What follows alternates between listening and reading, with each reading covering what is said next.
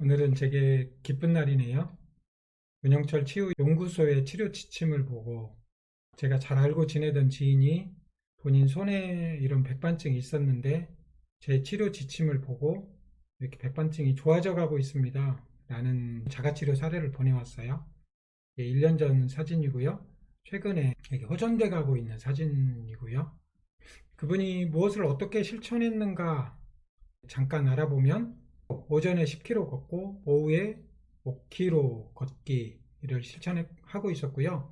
문영철 치유연구소 지침을 보고 난 뒤에 운동의 방법론을 조금 더 이제 미토콘드리아 신생 합성 운동을 했고요. 그다음에 간헐적 단식을 위해서 하루 2끼 식사, 아점으로 10시에 밥 먹고 저녁 식사를 6시 전에 하고 주 1회 하루 한 끼 24시간 금식을 하는 거죠. 한 끼씩 식사를 했습니다. 설탕, 음료수, 빵, 과자, 과일은 거의 끊었고요. 사과는 하루 한두 조각 먹는다고 그러더라고요. 호두, 아몬드, 견과류를 틈틈이 먹었습니다. 비타민 D 5만 IU를 이틀에 하나씩 3개월 동안 복용을 했습니다. 그랬더니 이렇게 좋아졌습니다. 위산, 오메가3 이런 것들을 복용을 했고요. 비타민 E도 복용을 했고, 그래서 이분한테 조금 더 도움을 주기 위해서 최신 논문으로 알아보도록 하겠습니다. 2023년 파일럿 스터디를 한 거예요. 비타민 D를 고농도로 써서 부작용이 없는지, 정말로 면역 균형을 잡아서 백반증이 치료되는지 이렇게 파일럿 스터디를 했어요. 비타민 D만 먹고 하루에 물 2.5리터, 그리고 비타민 D가 잘못하면 유발할 수 있는 고칼슘 혈증을 예방하기 위해서 저칼슘 식단, 이 정도만 했어요. 딱 6개월 만에. 그런데 이렇게 좋아졌잖아요. 여기 조금 남아있는데, 제가 오늘 소개하려고 하는 치료법을 함께 하면 아마도 훨씬 더 빠르게 더 많이 치료될 것으로 추정을 합니다. 백반증 원인 첫 번째는 비타민 D 부족입니다. 비타민 D가 부족하면 면역에 불균형이 생기고 면역세포가 잘 안 만들어지죠.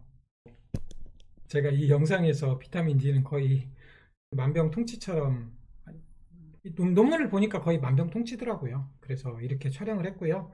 비타민 D를 고농도로 써야 되는데 얼만큼 복용할까요? 그리고 혈액내 수치는 얼만큼까지 올리는 게 좋을까요? 이렇게 영상을 촬영했으니까 참고하시고요. 백반증 원인 두 번째, 글루텐. 2023년에 나온 논문이에요. 글루텐 프리 식단을 했더니 백반증이 치료되더라, 이런 논문이에요. 백반증 원인 세 번째, 인슐린 저항성. 설탕, 음료수, 빵, 과자를 많이 먹고 과일을 많이 먹고 튀긴 음식을 먹고 이렇게 해서 우리 혈액 내에 포도당이 120, 130, 140 이렇게 올라요. 그러면 염증성 사이토카인, TNF-알파, 인터루킨 6, 8, 1, 베타, INF 감마 이런 것들이 발현돼요. 그러면 염증이 악화되죠. 멜라닌 세포가 염증이 생기고 자가 면역이 일어나면서 백반증이 생깁니다. 백반증 원인 네 번째, 고호모시스테인 혈증. 1448명 백반증 환자를 조사해 봤더니 비타민 9, 12 결핍으로 인해서 발생하는 고호모시스테인 혈증이 있습니다. 수용성 비타민이라 비타민 B도 고농도로 복용을 해도 돼요. 그러면 고호모시스테인 혈증이 빠르게 치료되거든요. 그러면 백반증이 개선됩니다. 이런 논문입니다. 비타민 E는 면역 균형을 잡는 데 굉장히 중요하다고 그랬잖아요. 백반증, 건선, 아토피가 있는 사람들을 조사해 봤더니 비타민 E 수치가 현저하게 떨어져 있습니다. 비타민 E 부족을 치료하면 백반증이 치료될 수 있습니다. 이렇게 발표하고 있네요. 백반증 원인 여섯 번째, 활성산소. 활성산소는 사실 거의 만병의 근원인데 백반증이 발생을 하는 원인이 산화 스트레스 때문이다. 산화 스트레스가 면역의 불균형을 만들고 만성염증을 만들어내고 염증성 사이토카인을 자극하니까 면역 불균형이 생기죠. 그래서 항산화하는 것이 백반증 치료의 핵심입니다. 이렇게 밝히고 있는 올해 논문이네요. 그리고 산화물질이 백반증을 어떻게 발생하는가 이렇게 알아보면 멜라닌 합성 장애를 일으킵니다. 염증 물질을 분비하고 자가포식을 손상시켜서 미토콘드리아 대사를 손상시키고 장수유전자 좋은 세포를 만들어내는 서투인 발현을 감소시키고 병든 멜라닌 세포를 만들어냅니다. 백반증 원인 7번째, 피부 유해균. 백반증, 건선, 아토피 모두 다 피부 유해균이 원인일 수 있습니다 라고 네이처에서 밝히고 있네요. 백반증 치료 오일이 있어요. 비타민 E 크림도 있고 블랙 커민시드 오일이라고 그래요. 하루에 2번 6개월을 발랐더니 백반증이 치료됩니다. 이런 논문이에요. 백반증 치료 천연 한약재, 올해 나온 논문인데요. 은행잎, 황기, 후추, 녹차 이런 것들이 백반증 치료에 항산화 항염증 하는데 굉장히 도움이 됩니다. 생강 좋죠. 진저롤, 쇼가올, 산화물질을 제거하고 만성염증을 치료하고 신경 독성을 제거하기 때문에 치매 치료에도 굉장히 도움이 돼요.